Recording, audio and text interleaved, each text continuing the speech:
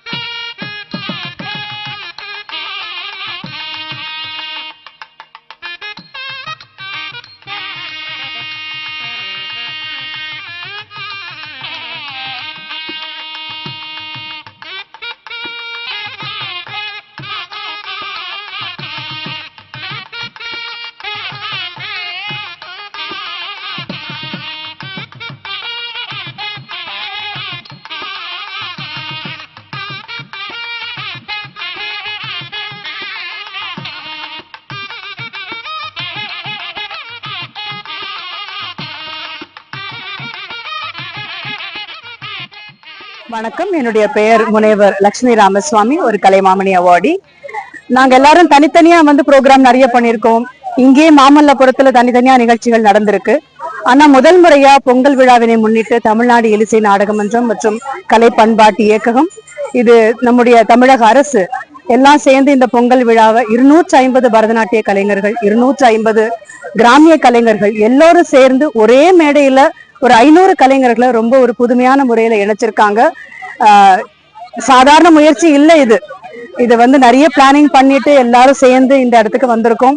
இப்படி ஒரு கடற்கரை கோவிலுக்கு பக்கத்துல இந்த வளாகத்துல ரொம்ப ஒரு அழகான ஒரு இடம் கூட. இங்க எத்தனை குழந்தைகள், எங்களுடைய ஸ்டூடெண்ட்ஸ் எல்லாரும் சேர்ந்து இங்க ஆடி இருக்காங்க. எங்களுக்கு ரொம்பவே உண்மையிலேயே ரொம்ப மகிழ்ச்சி. இதை நடத்தின இயலிசை நாடக மன்றம், கலை பண்பாட்டு இயக்கம் மற்றும் தமிழக முதல்வர் ஐயா அனைவருக்கும் எங்களுடைய நெஞ்சார்ந்த நன்றினையும் மகிழ்வினையும் கலைஞர் சார்பில் தெரிவித்துக் கொள்கிறோம். வணக்கம். நான் முத்தரசி ரவி, பரத கலைஞர். மாமல்லபுரத்துல எவ்ரி இயர் ஃபெஸ்டிவல் நடக்கும், டான்ஸ் ஃபெஸ்டிவல். நம்ம எல்லாருமே பார்த்திருக்கோம், என்ஜாய் பண்ணியிருக்கோம்.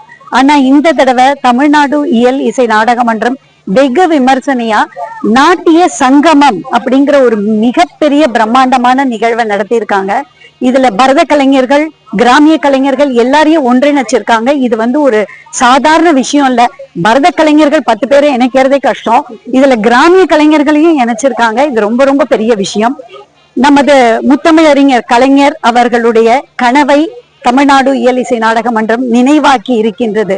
கலை கலையாக இருந்திடல் வேண்டும், கலைகள் தோன்றாமல் கலை வளர்க்கப்பட வேண்டும் என்பது அவருடைய மிகப்பெரிய கனவு. அந்த கனவை இன்னைக்கு இயல் இசை நாடக மன்றம் மிக பிரம்மாண்டமா இந்த நிகழ்ச்சியின் மூலமா வெளி உலகத்துக்கு பிரகடனப்படுத்தி இருக்காங்க. ரொம்ப நன்றி.